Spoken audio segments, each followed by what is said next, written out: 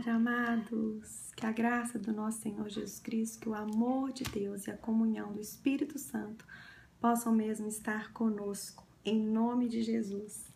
E hoje, com a graça de Deus, vamos vencer o capítulo 28. Nossa, amados, que gratidão no meu coração de saber que caminhamos 28 dias com o Senhor nos dando graça, nos dando saúde, para todos os dias experimentarmos a palavra de Deus. Privilegiado que somos, viu? Privilegiado que somos. Vamos lá? Bem, terminamos ontem quando o navio ali, né, que levava os presos para Roma, o que aconteceu ali? Ele atracou ali, né, na beirada, nos rochedos, e o navio começou como é que fala? A se despedaçar, não é verdade? Mas quando o navio começou a despedaçar, o centurião já tinha falado para que as pessoas, para que os presos pulassem na água. E eles literalmente se lançam, né, ali em terra, no mar, para se salvar em terra, uns pegando mesmo em tábuas, outros em coisas do navio.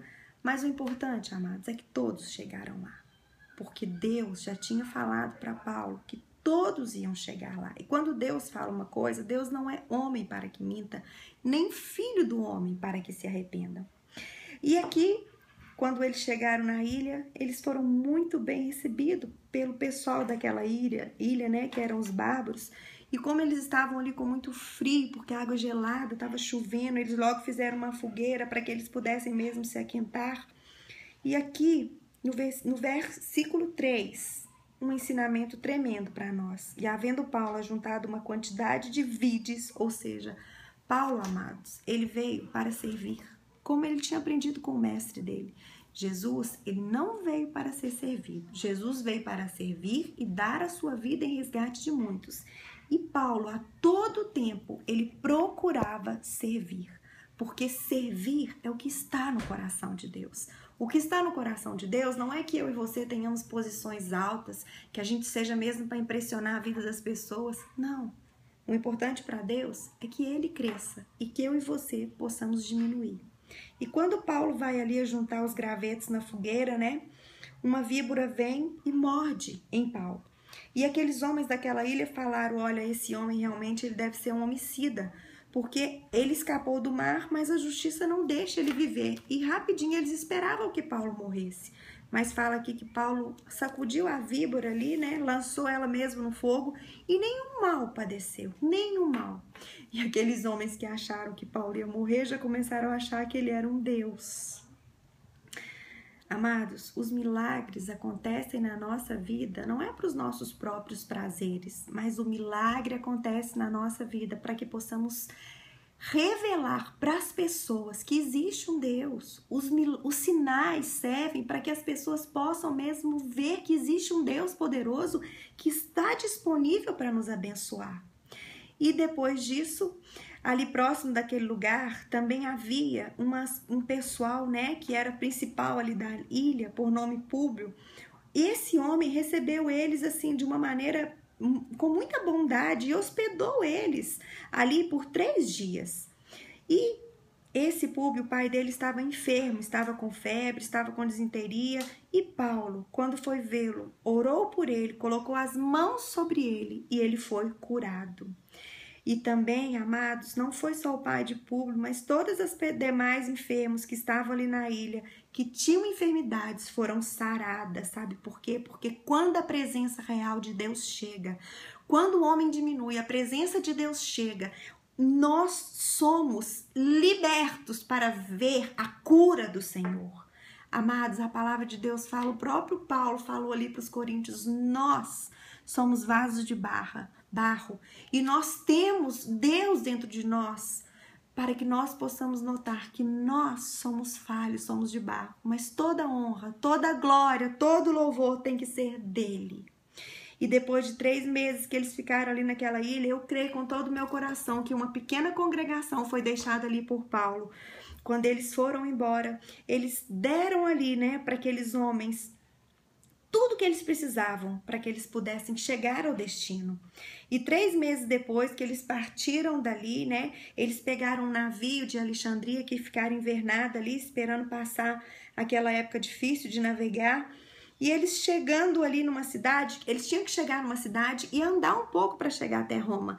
Mas quando eles chegaram ali nessa outra cidade antes de Roma, alguns irmãos já foram ver Paulo, já foram recebê-lo, já foram se alegrar com ele, declarando mesmo tudo que eles já estavam fazendo. Por quê? Porque Paulo havia escrito aquela carta para os romanos, falando a respeito do reino de Deus e falando de Jesus Cristo. E quando Paulo viu, Paulo deu graças a Deus e tomou o ânimo. Olha que bênção, gente. Paulo sendo fortalecido por aquilo que Deus fazia através dele. E logo que eles chegaram em Roma, os presos, o centurião entregou os presos, né, ao general ali dos exércitos, mas a Paulo foi permitido que ele morasse por sua conta com o soldado que o guardava. Sabe como que era, gente? Esse soldado aqui, ele tinha que ficar preso em Paulo o tempo todo.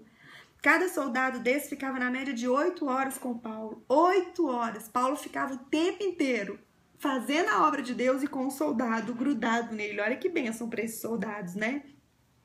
E Paulo convocou ali, quando ele chegou, os principais, os judeus, e falou com eles mesmo que ele não tinha feito nada, né? E por isso que ele estava realmente pedindo para ser entregue nas mãos dos romanos, porque os judeus realmente queriam matá-lo, mas ele não tinha feito nenhum crime algum de morte. Mas o que aconteceu, gente? Os judeus...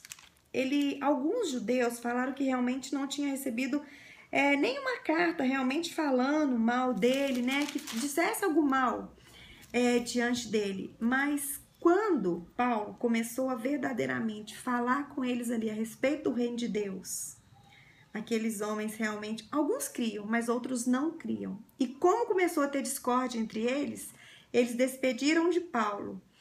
E Paulo dizendo assim: bem falou o Espírito Santo, que o quê? Que vocês de ouvido ouvireis e de maneira nenhuma entenderei. Vocês vendo vereis e de maneira nenhuma percebereis, porque o coração de vocês está endurecido. Oh, amados, que o Senhor nos dê um coração quebrantado, porque às vezes ouvimos e não agimos. O que é um coração endurecido? É um coração que aprende e que não coloca em prática as coisas que ouve. É um coração que é ensinado, mas não se dispõe a praticar aquilo que está aprendendo. E com isso, o coração endurecido, ele entristece o coração de Deus. E quando Paulo falou isso para eles, porque o coração endurecido fazia com que eles não se convertessem e não fossem curados. Um coração endurecido, que não recebe aquilo que Deus tem nos falado, é impossível de ser curado. Só o Senhor, amado, só o Senhor. E logo depois disso ele falou para os judeus: já que vocês não querem, eu vou para os gentios. E Paulo foi para os gentios, né? E, gente, Paulo, o livro de Atos, ele termina da seguinte maneira: que Paulo ficou 2 anos inteiros na sua própria habitação que alugara e recebia, e todos quantos vinham vê-lo, fazer o quê? Pregando o reino de Deus e ensinando com toda a liberdade as coisas pertencentes ao Senhor Jesus Cristo, sem impedimento algum. Às vezes você está achando que você sofre muito por causa de querer seguir a Cristo. Nessa época aqui, amados, quem governava era Nero. E nos primeiros anos de Nero, ele ainda era novo e as pessoas que o ajudavam ainda eram bondosas. Só que quando Nero começou a realmente reinar, depois dos 20 anos, esse homem era louco. A história fala que esse homem chegou a colocar fogo em Roma e colocar a culpa nos cristãos. E depois disso começou uma perseguição violenta, onde os cristãos eram julgados para os leões, para as feras, eram comidos vivos, onde os cristãos serviam como luminária, eles colocavam tipo de um azeite e acendiam, aqueles cristãos morriam queimados. Paulo, a primeira vez que ele chegou diante de Nero, a história nos conta isso, ele foi liberto, mas a segunda vez ele foi martirizado. Homens que morreram por amor a nós. Por quê? Para que essa palavra chegasse até nós. Ah, amados, esses 28 dias o que eu tenho é verdadeiramente olhar para trás e pedir que o Espírito Santo de Deus faça uma obra no meu e no seu coração. Que tudo aquilo que nós aprendemos aqui possa mesmo ser guardado no mais profundo do nosso coração. que nós possamos ser humildes para dar liberdade, para que o Espírito Santo continue nos ensinar. Atos, ele não tem fim, porque a vontade de Deus é que eu e você possamos pregar o reino de Deus e ensinar com toda a liberdade as coisas pertencentes ao Senhor Jesus, porque Ele é o caminho, Ele é a verdade, Ele é a vida. E ninguém vai conhecer verdadeiramente a Deus se não abrir o coração para que esse Jesus possa entrar e fazer morada. Beijo no seu coração e que o Senhor tenha mesmo liberdade de trabalhar nas nossas vidas. Em nome de Jesus. Obrigado, pessoal, de coração.